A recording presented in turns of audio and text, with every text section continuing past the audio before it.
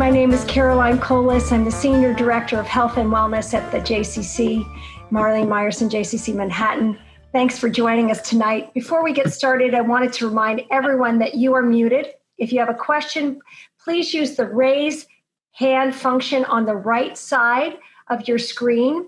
If you're having technological trouble, our volunteers through TechSoup are here to help. Please call them, I'll put it in the chat, at 646-363-6740 or email TikkunTech@mmjccmanhattan. Don't worry, I'll put that in the chat. So if you're having any technical difficulties, that's what you'll do. Leave a message or an email and one of our tech-savvy volunteers will help you. In your message, please specify if you're using a Mac or a PC so we can get you the right kind of help. Our session right now will conclude at 10:55, giving everyone a chance to stretch, breathe, go to the bathroom, get a snack, and before you continue on your Tikkun adventure. Tonight, we are going to be hearing from Rabbi Irwin, where did it go? Kula and Maria Sirois. What do we hear in the fog of fear and Sinai? What can we learn in the loss and sorrow of COVID? Drawing on positive psychology and Jewish wisdom, we will explore how Sinai and COVID, both moments of revelation, help us see the hope that exists when we face the truth of reality exactly as it is, however messy that might be. As life's joys and sufferings flow into and from each other, how can we craft a life that includes our deepest fears and sorrows and nurtures happiness, resilience, meaning, and love? All right. Oh, I'm so excited about tonight. And I wanted to let you know a little bit about our presenters. Rabbi Irwin Kula, a seventh-generation rabbi, is a disruptive spiritual innovator, rogue thinker, author of an award-winning book, Yearnings, Embracing the Sacred Messiness of Life, and president of HI, the National Jewish Center for Learning and Leadership. He also has a wonderful sense of humor, and I'm excited to hear him speak tonight. Dr. Maria Sirois is a positive psychologist, a seminar leader who teaches internationally in the intersection of resilience and flourishing. Known for her wisdom, authenticity, and humor, as well, she brings invigorating practices and perspectives to corporate and nonprofit audience. I welcome you both to the call. Thank you so much. Everyone, if you can put yourselves on speaker view, you'll be able to see them a little better. Okay. Hi, everybody, and Chag Sameach, and hi, Maria. And maybe we should take a few seconds first just to recognize that we're having this incredible experience, and 100,000 people have died in the last 3 months. So I think that numbers are a funny thing, and many of us sort of have some margins, but it's a very significant thing. So maybe we'll take 10 seconds.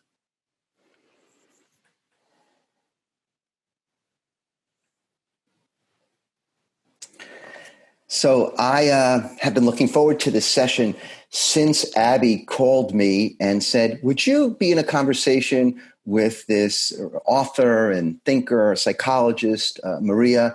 And I wasn't sure initially.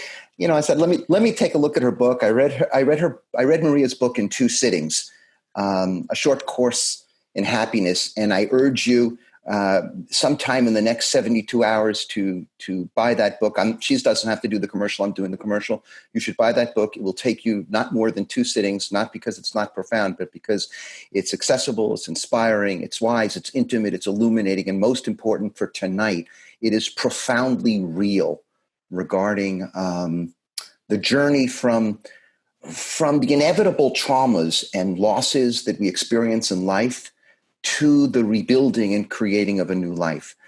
And I want to set the frame because I want to sort of link this. I don't know how this is going to go, but I want to create a conversation here with Maria that brings in Shavuot and Mount Sinai and the revelation at Sinai, COVID, which Maria's book helped me understand is also a revelation, as Sinai is. And then Maria's her own insights and learnings, because she's going to do the primary teaching. I'm going to do sort of the framing. And we'll see how this goes. And I want to start with this notion of experiences that alter our reality. Experiences that alter our reality at least seem to me to be a very good definition of revelation. And I want to set the context in the sense of what we're celebrating tonight, of Shavuot. These are experiences, revelation, that shatter us, that crack us open, that destroy our sense of security. They destabilize our identities. When we read the story of the revelation at Sinai, which we will read tomorrow in whether we're in synagogue or not, it'll be read. And that's the paradigmatic encounter with whatever we mean by God. What's striking in the story, and I didn't see this as fully until I read Maria's book, which means I didn't see this as fully until Tuesday morning, that scene in many ways is a scene of trauma. It's overwhelming thunder and lightning. There's an endless crescendo of noise of a ram's horn. There's a smoking mountain. There's a thick cloud and fog. The potential for destruction is an upending of everything. It's so palpable. In fact, the experience is so overwhelming that the Torah tells us one word about how the people feel. In Hebrew, it's vayecherad, that the people shuddered, they trembled, and they were rocked. And we always concentrate on the Ten Commandments piece of the story, but the earlier part of the story is these people are so rocked and shattered by the encounter at Sinai that they recoil. The incident is called Ma'amad Har Sinai, standing at Sinai.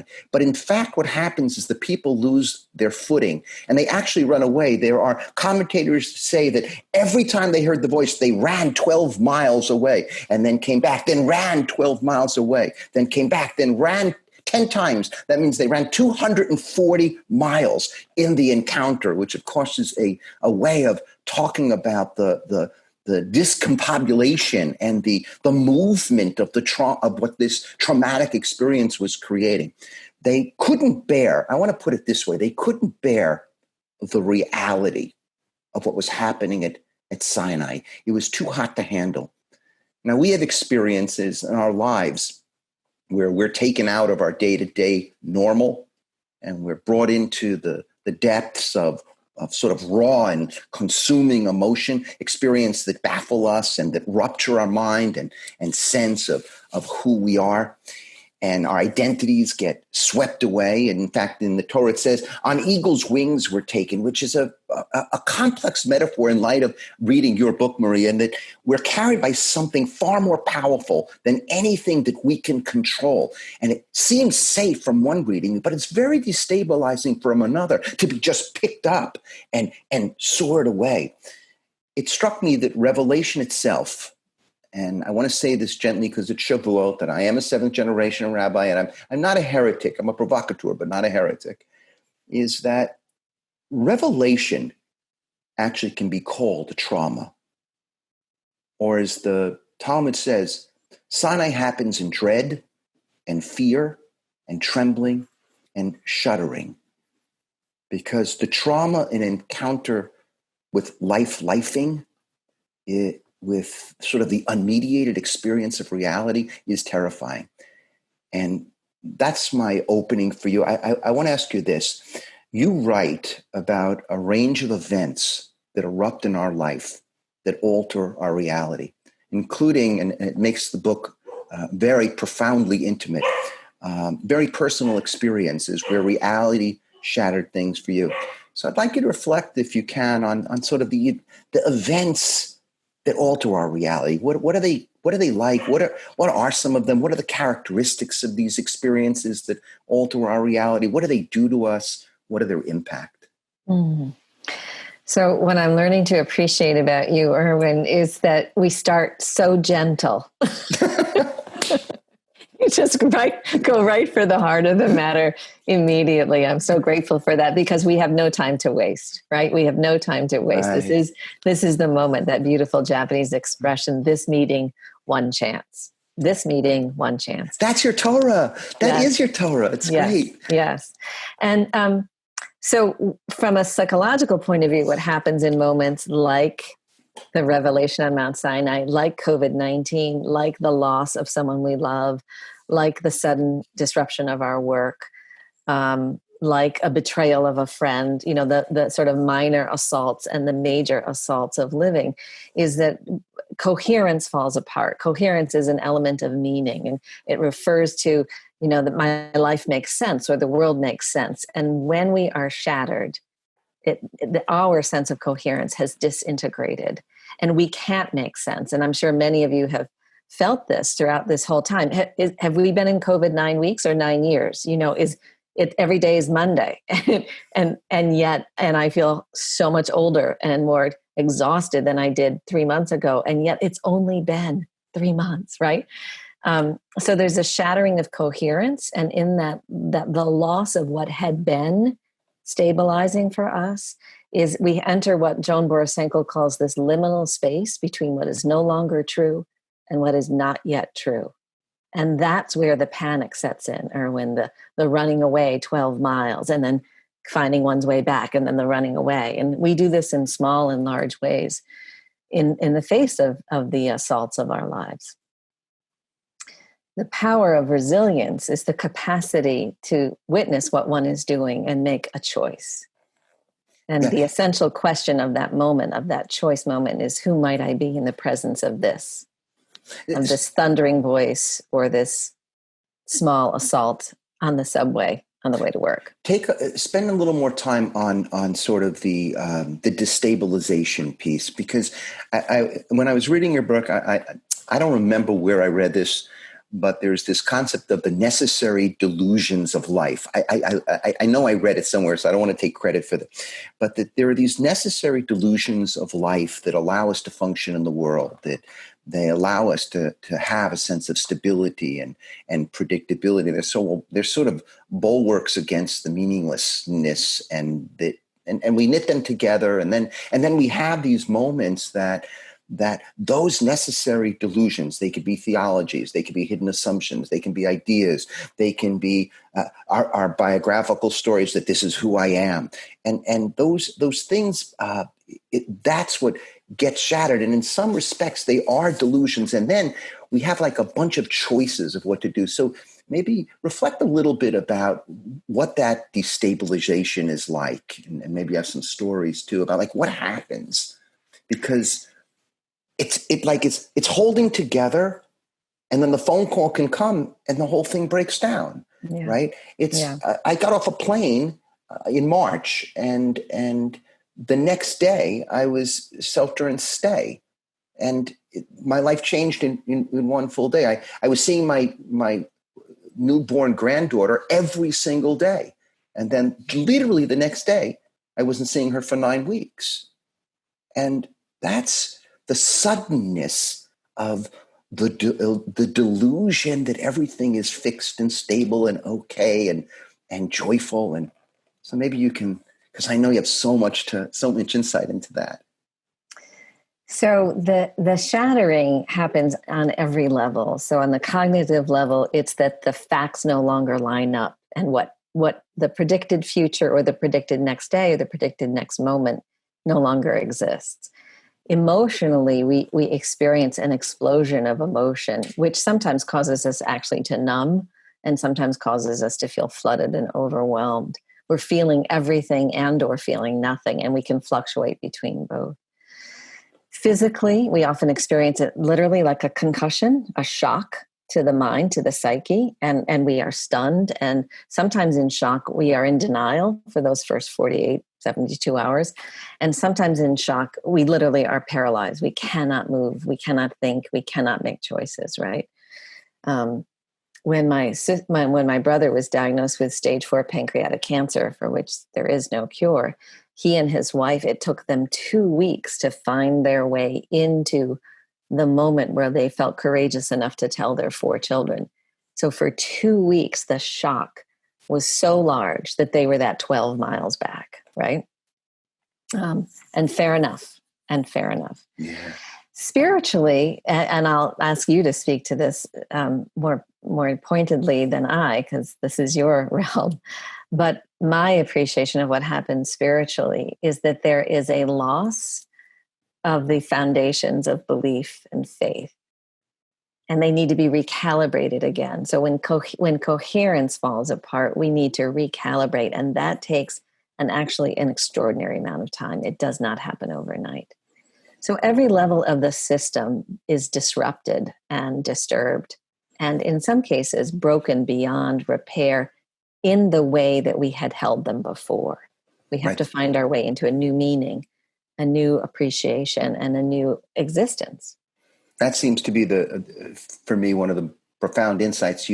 There is a desire to restore and go back. I think you even see this in the Sinai story. There's a months of reactions. One is there's literally the running away, then sort of the recoiling, then the sort of the flight from life. Right? I just can't take it. I can't take this, and I don't even know what to make of it.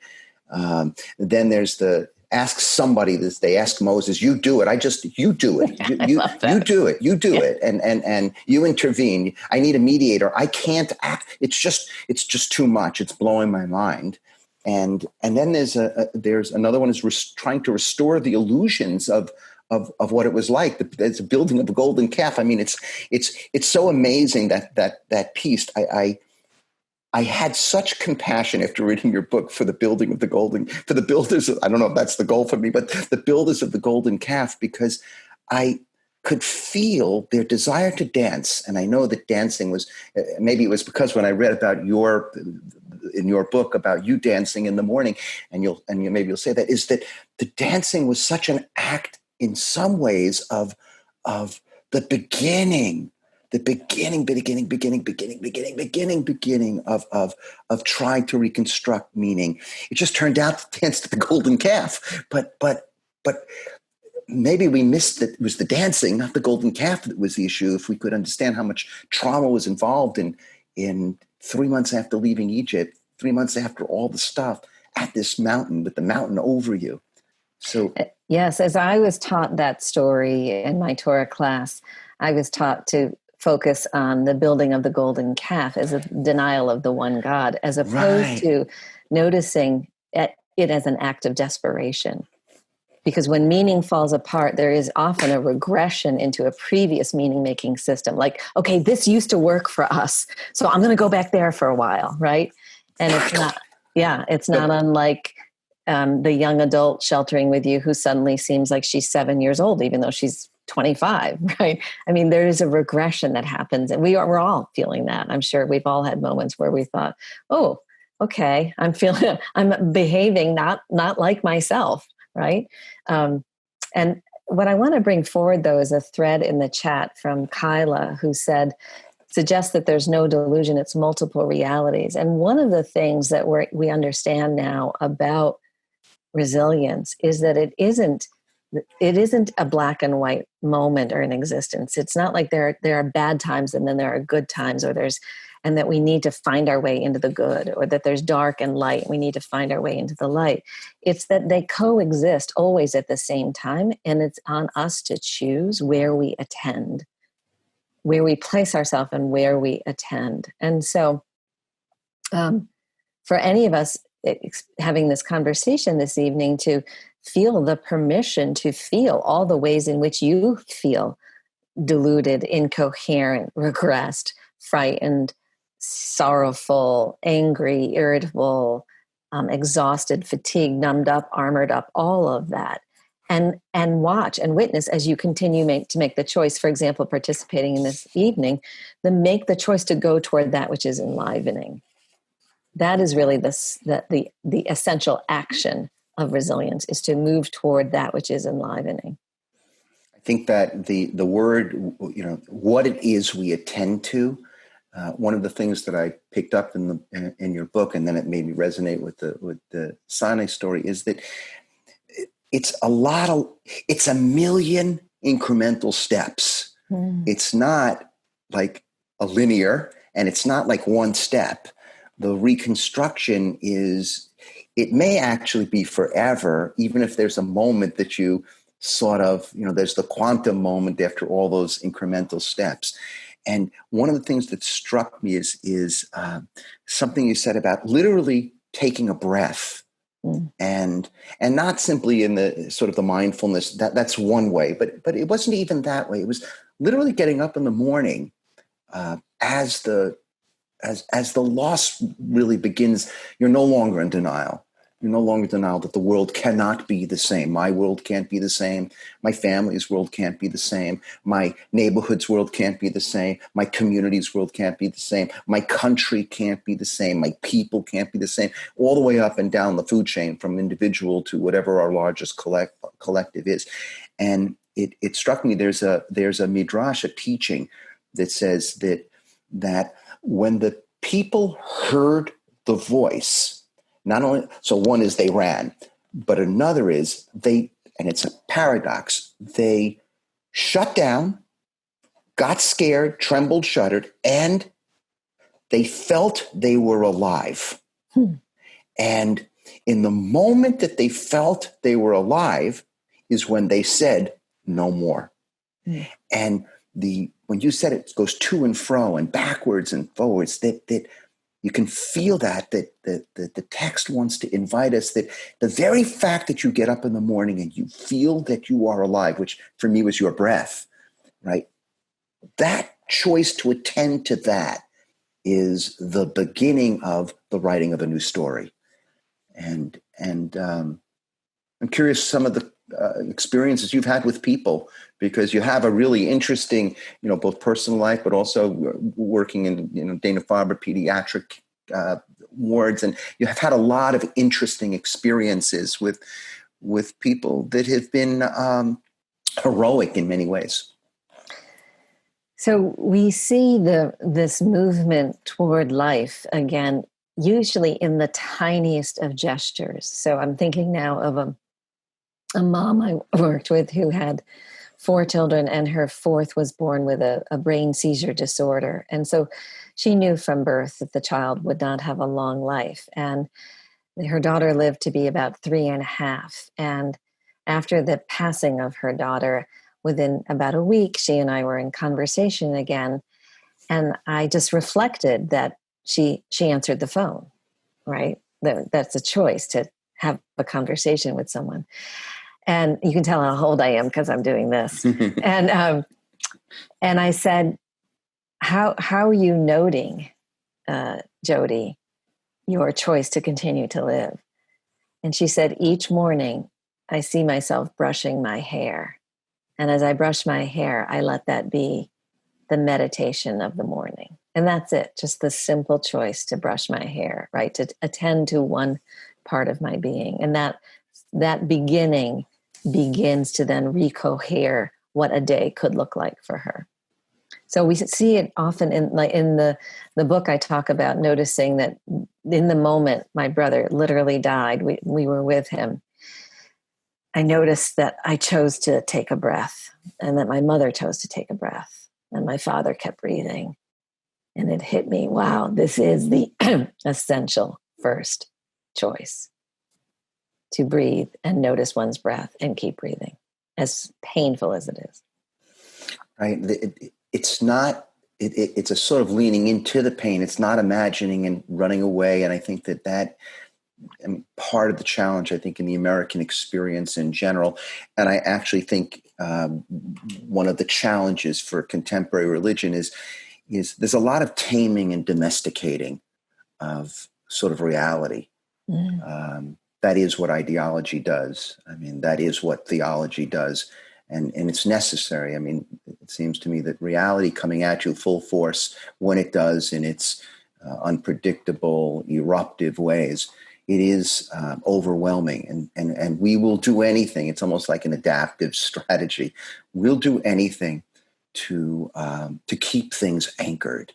And that's probably a really great thing until it doesn't work. But one of the ways we do that, right, is through how we conceptualize our gods, how we tell our our religious stories or national stories. I'm watching, and you can watch it in America right now, that the stories of American exceptionalism, the stories of the greatness of America, it's actually doing damage right now because it's taming and domesticating our capacity to be able to deal with the real. And this happens in a Jewish community too, with its stories about powerlessness and trauma and power and the inability to just be real in the moment and see what it is that we're feeling, that we're doing, and that's true in our personal lives too. It can be in our marriages, it can be in our parenting, where the roles that we get into and the stories we tell actually tame and domesticate and give us just the right dosage. I call it dosaging reality. It gives just the right dosage of reality. But actually, we don't control the dosage of reality that as much as we think. And sometimes reality comes sort of blaring through.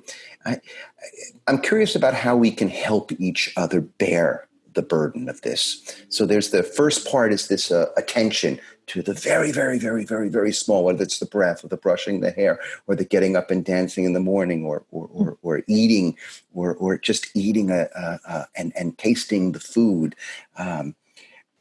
There seems to me a piece of this, especially when I look and there's 100 and whatever there are, 130 people here, and it's not possible that we're not here. We're all here because there's something going on that we hope will be mitigated, a little bit, that we'll be able to face up to the revelatory moments of COVID too. That there's something about how we can help each other bear the face of reality rather than evade it, and not just in the therapeutic experience, but just in the way in which we belong to and for and with each other. So I'm going to push up against your statement about reality, if you don't mind. Yeah, please. Which and this is straight out of my choice to explore the science of positive psychology. And so let's do a little experiment, and then I'm going to tie this back to reality. If you don't mind putting in the chat just one thing, just one word that makes these days stressful to you. So just a number of people just type in one thing that makes these days stressful. Yeah, Zoom. Right. Bandwidth, loneliness, 3-year-old, time, mice in the house. We've had that.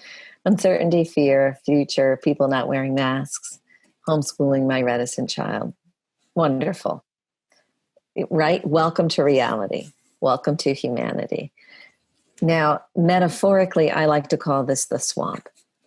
Every day has some swamp. Before COVID-19, every day had a swamp. And after COVID-19, every day is going to have a little bit of a swamp. And notice how everybody's experience of the swamp is slightly different, right? Now, I'd like to invite you to just take a breath.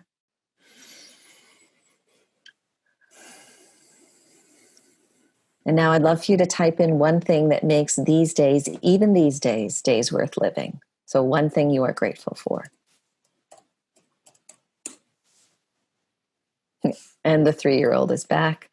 Birds, community, potential, more time with my husband and children, connection, my brothers, music, my daughter, my grandchildren, a ballet, my loving family, health, food, Zoom, my amazing husband, beautiful, the outdoors. So metaphorically, I call this the pond. Every day before COVID-19 had some pond in it, during COVID-19 and after. What does this teach us? It's the same day. It's the same day. It's the same life. And we often use the term reality to define what we experience as the difficult experiences of life. And I'd like to suggest to you that both these realities are present at every day. Every day there is a swamp and pond available to us. Now, in the science of my field, positive psychology, teaches us that resilient folk honor, respect, try to heal, work through, improve, cure, manage the swamp. And they put most of their time and energy toward elevating the pond, the good within themselves and the good around themselves. So the first thing we can do as a community is remind each other that swamp and pond exist simultaneously. They always have, and they always will. There's a moment that Viktor Frankl describes in his experience in Auschwitz where he and these are his words, not mine, where he noticed himself making Auschwitz worse than it already was by the ruminative small thoughts he had. That's his term, small thoughts. Thoughts that were unanswerable, such as, why are people cruel? Are the guards going to beat me today? Why does evil exist? Unanswerable questions. And he makes a conscious choice one day that whenever he notices himself caught in small thoughts, he's going to take a breath and bring his mind to a vision of himself teaching a classroom of people how to survive the Holocaust intact. And in that choice to move his mind toward a pond-like view, one in which he could teach, educate, cultivate the meaning of his life, and offer goodness to others, in moving his mind toward the pond, he actually changes the experience of being in Auschwitz. It remains hellish, and there's a bit of light in it. And that's really, so facing reality, my invitation is to face both realities. Yes, exactly. And hold them both. Yeah. When I said reality, I could have done the same thing on beauty and love. I think there's reality felt fully, whether it's the reality of beauty or the reality of love or the reality of grace. So let's call that the pond side of reality. That reality, my sense, sort of my experience in the world is there is as much fear and domesticating and taming of that reality. And it is almost as frightening, if we're honest, as the reality that we're describing as swamp. And that whatever your range is, if you domesticate one side and tame one side, right, you're going to pay a price on the other side. And if you domesticate and tame the other side, you'll pay a price. Yeah. So yes, reality is the whole thing. It's the terror of beauty and the beauty of terror. It's the terror of love and the love of terror. It's that whole thing. And it's sort of, turtles all the way up and all the way down. And it's dancing inside, and it's very hard to peel away, which is why being present to whatever it is that we're facing, it could be falling in love. Yeah. Right? Which is terrifying. or having the grandchild, which is the most amazing experience, but it's also, if I let myself feel it, terrifying in that, wow, there is a part of my life that really, really, really, really, really, really, really, really, really is over. It's not a joke now. Now it's not a joke, and I can't make believe, and I can't work harder, and I can't take more planes, and I blah, blah, blah, blah, blah, blah, all the things. No, there's a terror of the beauty of the generations going to live beyond me. And so, yes, I think holding those two together, and I'm not sure right now that the skills, these are not skills I think we're being taught, surely not by the media, but I'm not even sure we're being taught them by religion either, because to hold that range of swamp and pond all the time, right, is a significant challenge. I'm curious regarding COVID now, the revelatory aspects of COVID. And I know we're still standing at the mountain of COVID. We're not the day after yet, but yet you hear the language already of people saying, well, we can't go back to normal. We're all in this together, and the people camped at Sinai, and the verb camp is in the singular. And so the commentators say they camped as one, because, of course, at the revelatory moment, we're all one. And I'm curious what you think, just early on, what you think some of the it could be the swamp and pond side of what we're learning from COVID. And it could be personal, it could be collectively of the culture, but it feels like COVID is altering the reality, even though the blitz to normal. I mean, I had a really interesting webinar, another Zoom call this week with a bunch of sort of venture capital people and sort of that business world, and the move completely justifiable to get back to normal, which I think business and government are working really hard to get back to normal. And I get it. But at the same time, there's so many of us who are saying, but there's no going back to normal. And so the blitz to go back to normal, which is very, very powerful, and the diffuse ways we understand, oh my God, how can we go back to normal? What's been revealed here, so to speak? I'm curious, just as you reflect, looking out, I'm sure you've talked to people over the last 3 months and yourself. What's been revealed here for us? Us? Yeah. So I'll just answer quickly, sort of generally what I'm witnessing, and then personally. And what I'm witnessing is a longing, and in some cases, a devotion to up-leveling humanity. So that's the pond side, to be present and active on behalf of other human beings. I'm seeing that in corporate organizations. I'm seeing it in communities. I'm seeing it in individuals, little ones, all the way up to our thoughtful elders. And so that's, I think we can safely say, if we look hard enough, and the news doesn't always help, if we look hard enough, we see that everywhere. Personally, however, I think most of us are having revelations that are extraordinarily painful. And this is that lack of coherence, right? You and I talked the other night about one of the revelations that's hitting me very hard right now is I don't know what giving looks like now. That in my younger years, I would have been on the streets. I would have been clothing people. I would be at the food pantry. I would have been, volunteering myself and my children to clean structure. Like we would have been actively out, even though it was dangerous. And I'm watching myself not adopting foster children, not sending thousands of dollars to save the koalas, right? But they're still in trouble, by the way, in Australia. What am I not? I'm watching myself not do what had been true, and wondering, with a kind of poignant, painful wondering, what is giving now for me? So that's the revelation question, the inquiry that is excruciating. And it's why I think, I always feel like in any one day, I'm 5 minutes from watching Game of Thrones from start to finish again. Like I'm just 5 minutes from just landing in front of the TV and just, don't bother me for 10 days, So I think, there's no resilience without brokenness. So I'm feeling the revelation of brokenness right now. Yeah, on that one, when we talked about this the other day, I'm feeling that. So you're on the giving.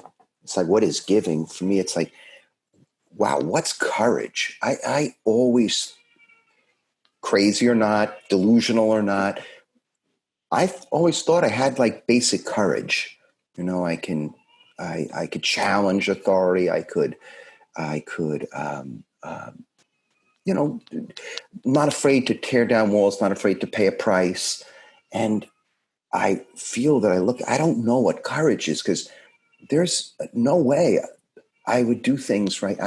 I barely go out, right? I do not have the courage to be a health worker. Maybe if I was a health worker, I'd do it, but I don't think so, right? I'm so unnerved and by not only other people's courage, but what I realize I don't have. And what is courage mean at 62, at this point in my life, and what I don't want to give up, and to be able to challenge what I know deep down I should challenge, but I honestly or lyingly, I don't know, right, don't want to sacrifice. And what is that about? That's never how I even conceptualized myself. And that's a destabilizing sort of identity and a piece. So I think and then there's the revelations. There's a piece of revelations that I was thinking about, that when you reveal something, it means it's there, right? It's not from nothing, right? So if you reveal it, what's implied is that it's behind the curtain and it's hidden. It's not something brand new.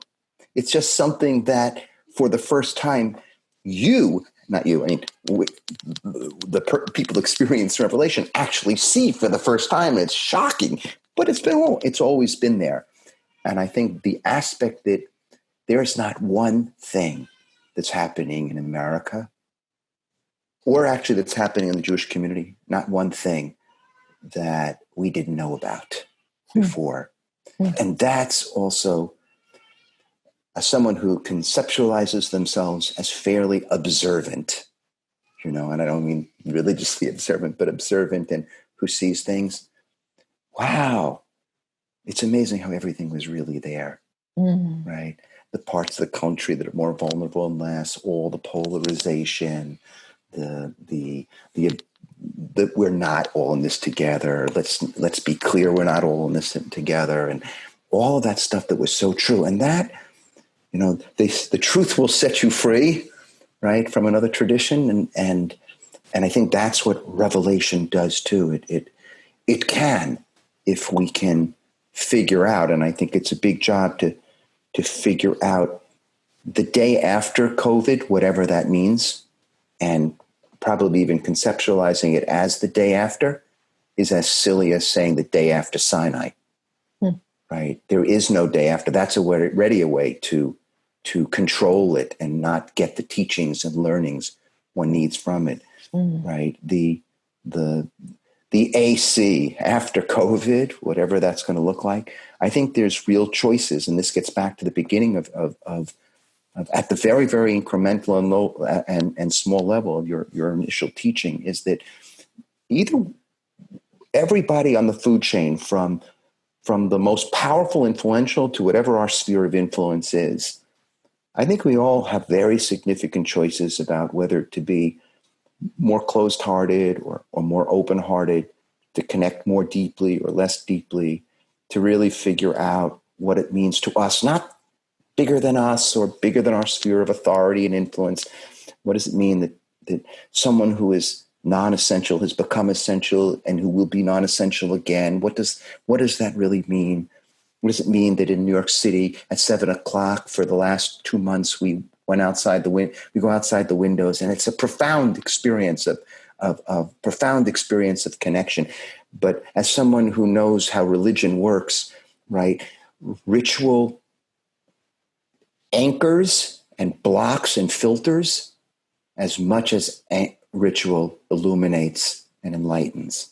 That's the swamp pond aspect of ritual. And that is a ritual that may be opening up hearts and thinking about what health means, or it may actually be sort of idolatrous symbolic experience. And I don't know what it's going to be, and I think we don't know. But we have a real choice to love the stranger, fear the stranger, build higher walls, build more serious bridges. And I think that when you look at the Sinai story and you look at the human story, it's revelations happen and eruptions happen, and things change and many things don't change. And we have, I think, after reading your book, I feel we have more agency than even I imagined. And maybe you can, we have a few more minutes, you can reflect on the agency we do have at this moment.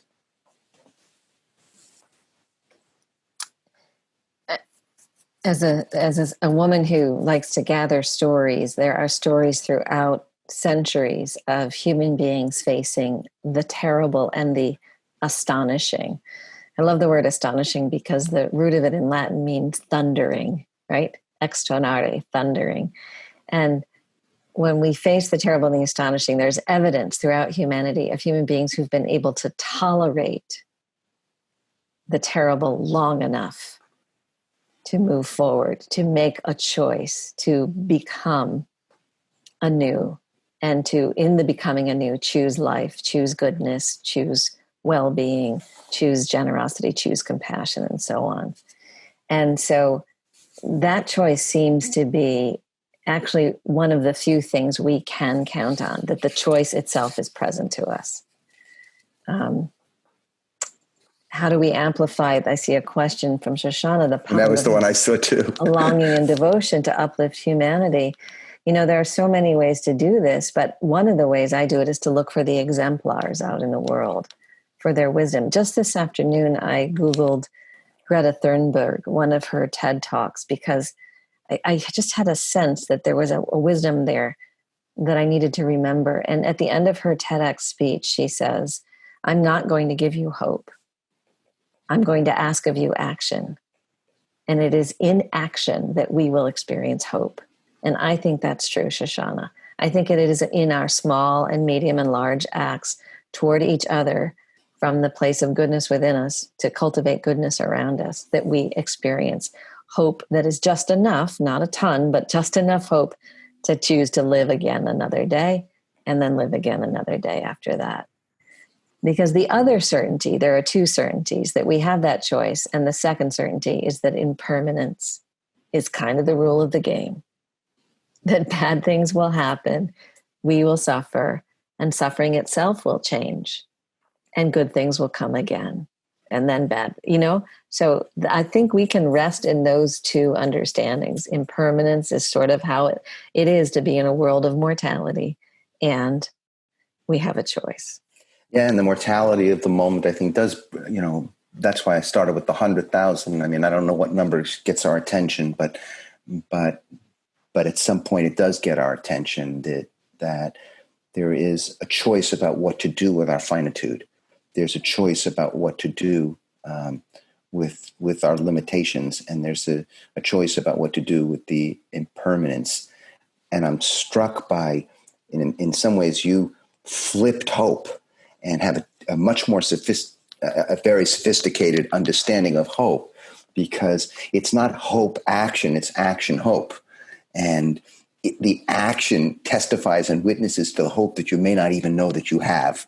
And that's actually quite profound. There's in the Torah itself, it says, and what do the people do? It's sort of the end. Okay, we'll do, and then we'll sort of, it's a very famous Naseh v'nishma, we'll do, we'll understand. Whatever it means action, and then there'll be a deeper listening, right? We can't even hear the hope yet, but we can act into the hope. We can argue our way back into the hope. And that's actually a profound sort of flip on how that works psychologically and spiritually. Are there any? I want to look at the questions. I want to make sure I give people a shot here, because we can continue. Power of community. All right. If that's all right, well, then I have one more thing that I'd love, and we have another 6 minutes, so it's perfect. So it's fascinating that at the end of the story of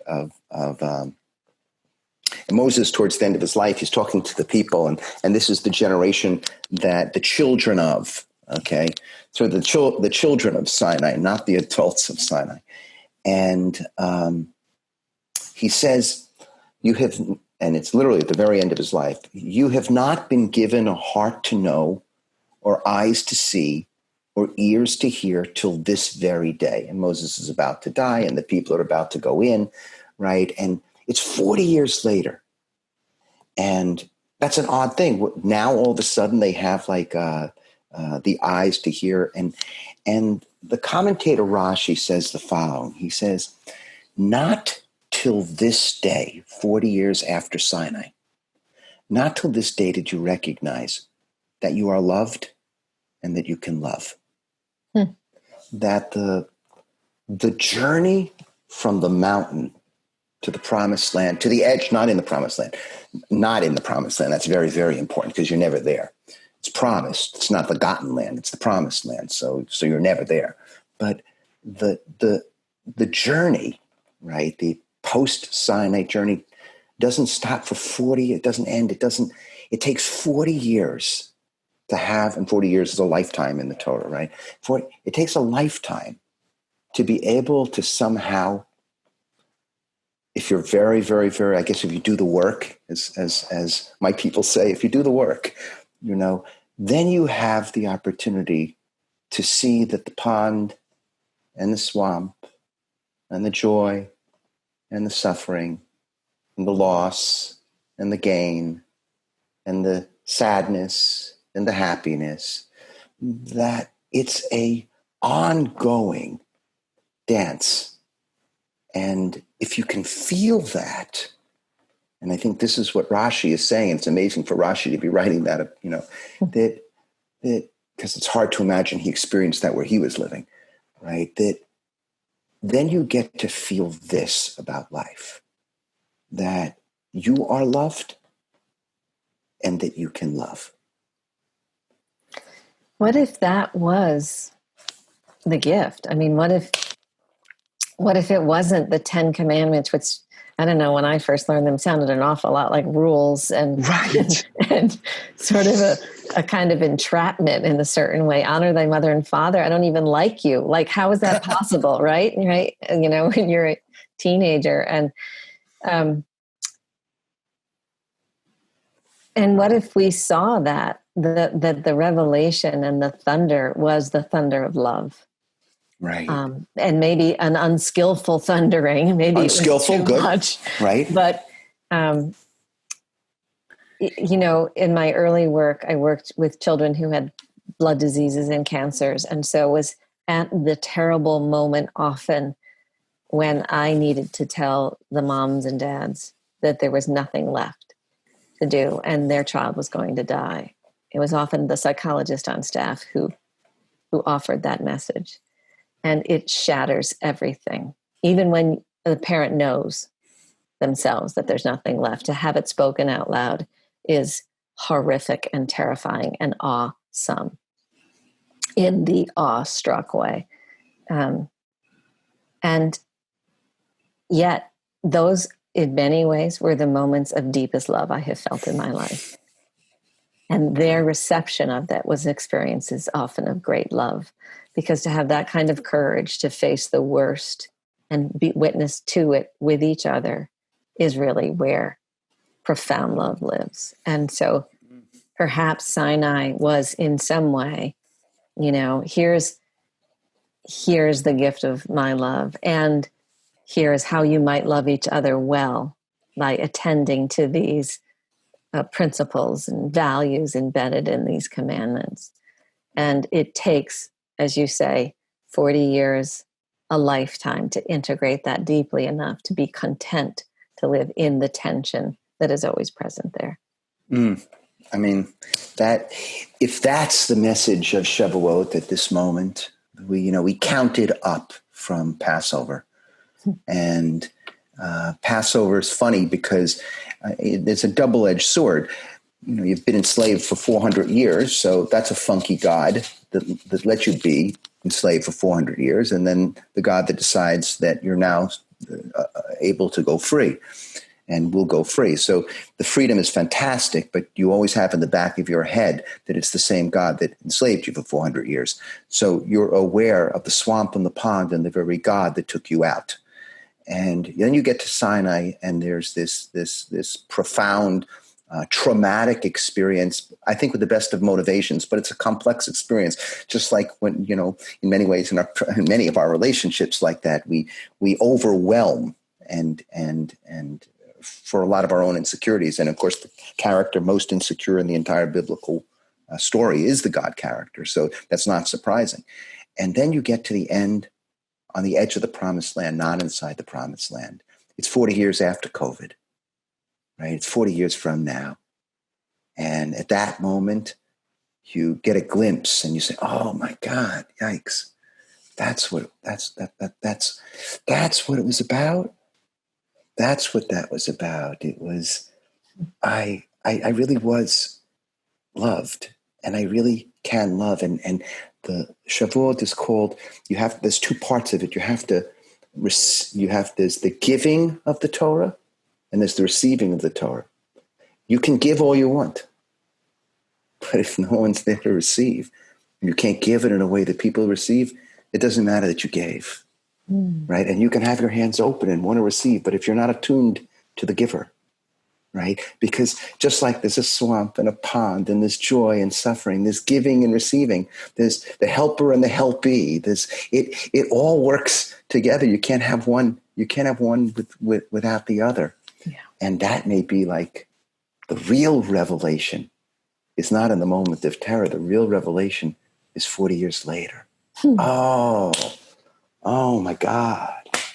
That's what it is. Well, may we gather again in 40 years. Yeah. So that we understand communally what this moment is like. Caroline, I saw you sort of, I couldn't read your sign, but I know there was but a it's sign. at 10:55 we're supposed to go. It's time. We thank everybody. Maria, first of all, I thank you. To meet you has been so delicious and amazing. And I thank everybody who's been here, and we should stay safe and we should stay healthy and we should love more deeply.